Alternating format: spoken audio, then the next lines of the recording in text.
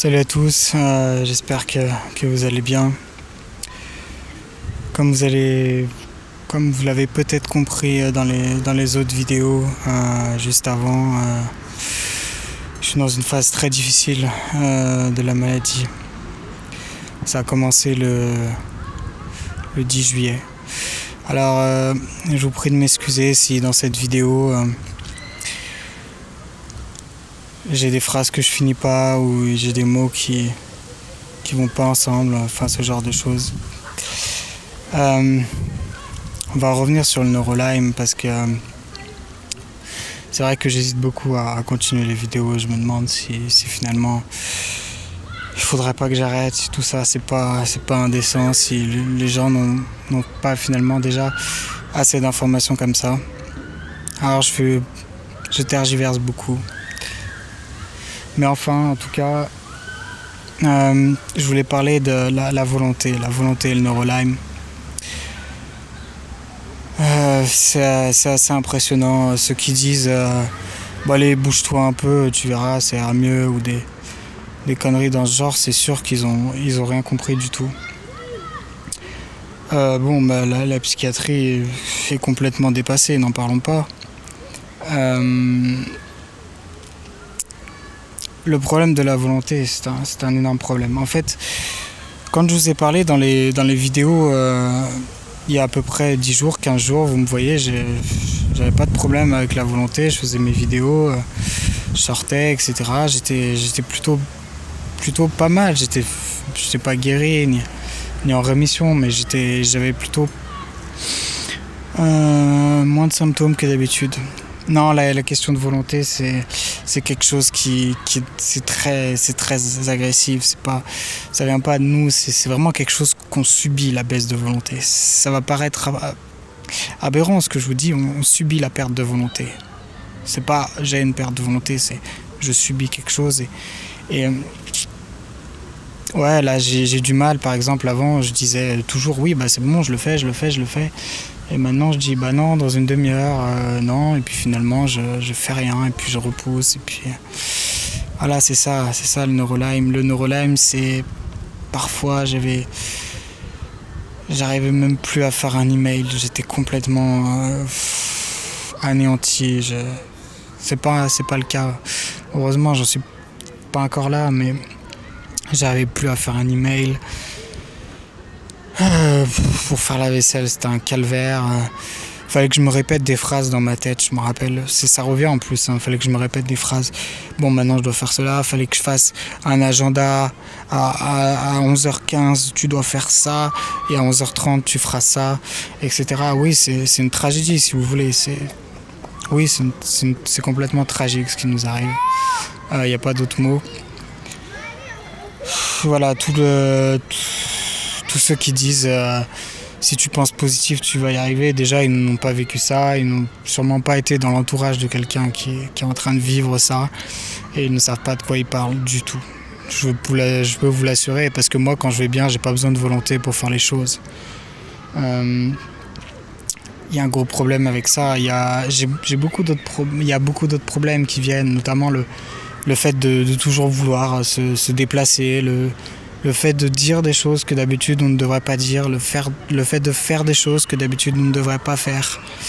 Je vais pas tout vous dire, vous imaginez un peu le délire du truc. En tout cas, c'est ça le NeuroLime.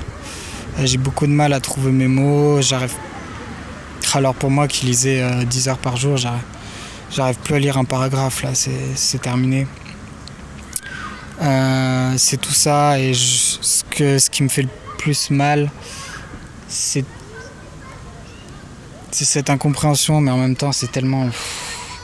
C'est ce que je vais essayer de faire, pas dans cette vidéo, mais dans quelques semaines, dans quelques mois, essayer de faire comprendre ça dans les coulisses, parce que c'est pas évident, surtout le NeuroLime. Les gens, je vais pas dire à bord de ferment qu'ils ont un cancer, mais quand ils ont un cancer, ils peuvent le montrer. Mais quand tu es dépressif ou quand tu as un problème qu'est-ce que tu dis psychologique, mais psychologique ça veut rien dire parce que c'est avant tout un physique qui a des répercussions voilà, sur le monde. Enfin, vous voyez ce que je veux dire, j'ai horreur de dire ça. Mais... En tout cas, voilà, c'est ça, tu vois, j'ai perdu le fil d'où j'en étais. Et aussi la dépression. La dépression, c'est... Ouais, franchement, moi, ça, les gens vont pas me croire, ils pensent que la dépression, c'est... Non, moi, je te dis, en 45 minutes, je suis passé de tout rose à tout noir. C'est simple. Et là, toutes les questions de pensée positive, etc., ça marche pas. Si, ça marche 10 secondes et après, tu te recasses la gueule. Donc, voilà, il faut que les gens se rendent compte que le travail, s'il doit se faire, c'est pas du tout là qu'il doit se faire. J'ai encore vu qu'il y en avait qui avaient été internés en psychiatrie pour la maladie de Lyme. Bien sûr que j'ai peur, ça me prend au nez, ce genre de truc. Hein. Bien sûr, je vais pas le nier, mais ça serait complètement un drame pour moi parce que ça m'apporterait rien, tu vois. Tu sais, quand ton problème est majoritairement bactérien, comme moi, c'est pas en donnant des antidépresseurs que tu vas résoudre le truc. Et d'ailleurs, il y en a beaucoup qui avec des antidépresseurs font des TS. J'ai quelqu'un que je citerai pas qui avait Lyme et qui a pris un antidépresseur qui a failli crever, quoi, qui s'est pendu tout simplement. Et les gens pensent que c'est des trucs extraordinaires, que les gens sont vraiment différents, qu'ils sont fous entre guillemets. Alors que souvent, non, tu as juste un problème, un petit problème dans le physique qui a tout flingué. Et tu te retrouves dans des situations absurdes. Mais moi, j'ai fait des choses absurdes dans ma vie. Mais qui si on retrace en fait l'origine de ces choses, bah, chaque conséquence a sa cause. Et tu te dis, c'est pas du tout absurde finalement. La dégénérescence de la volonté, c'est très très difficile à subir. Il y a les souffrances physiques. Je nie pas que c'est très difficile à subir aussi, mais les souffrances psychiques, je sais pas s'il y a pire. Franchement, t'auras du mal à me faire avaler qu'il y a pire que ce genre de souffrance physique. J'aurais du mal à y croire. Je sais pas. Mais les gens vont pas dire regardez-moi, je combats la dépression. T'as jamais entendu ça dans les radios? T'as jamais entendu ça? Donc voilà. Non, moi j'ai pas le rôle de vendre des pains au chocolat pour récolter de l'argent. En tout cas, c'est pas encore mon truc, tu vois. Moi, c'est plutôt un truc d'information et puis j'aurais même pas le courage de faire ce genre de truc. Bravo à ceux qui le font. Mais en tout cas, voilà, c'est un arrêt brutal sur chacun de tes gestes. C'est le temps qui se morcelle terriblement. T'as l'impression que les minutes s'écoulent plus. T'as l'impression que le temps te fait du mal. Parfois même, t'as l'impression que cette impression débile que les gens te font du mal.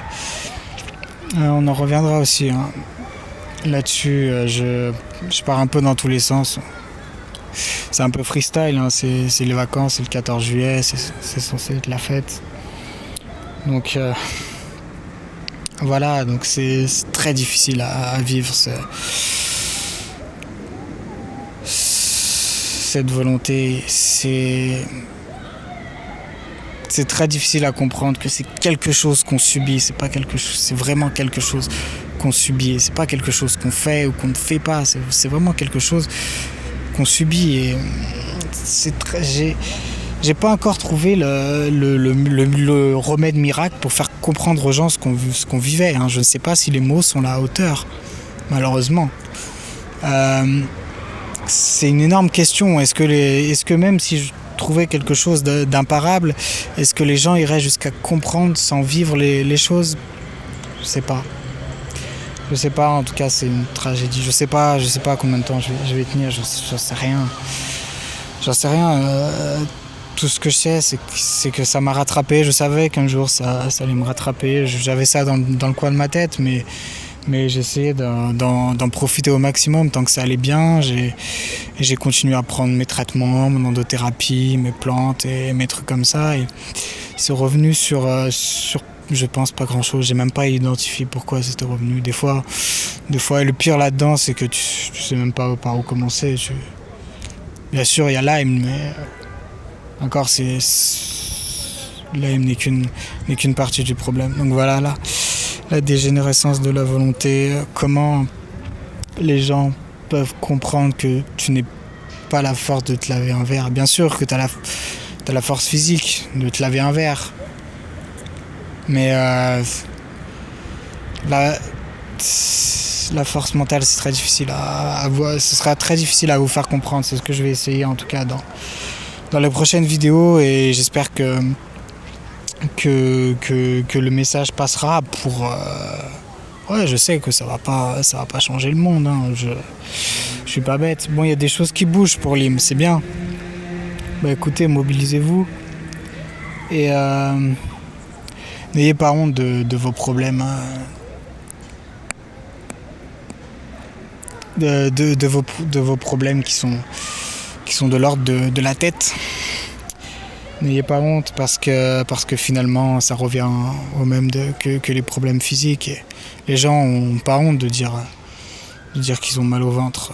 Par contre, lorsqu'il s'agit de dire voilà, moi je suis dépressif, écoutez, j'en peux plus, c'est vrai qu'il y a un peu plus de réticence et les gens sont vraiment méchants avec nous quand il s'agit de problèmes de l'ordre de la tête. Alors que quand il s'agit de problèmes physiques, ils ont beaucoup plus de compassion. Enfin, c'est des choses que ouais, ils arrivent beaucoup moins à comprendre. Voilà. Donc moi, qu'est-ce que je vais devenir, ça? God only knows, je sais plus. Voilà. Bah écoutez, on en reparlera. Prenez bien soin de vous.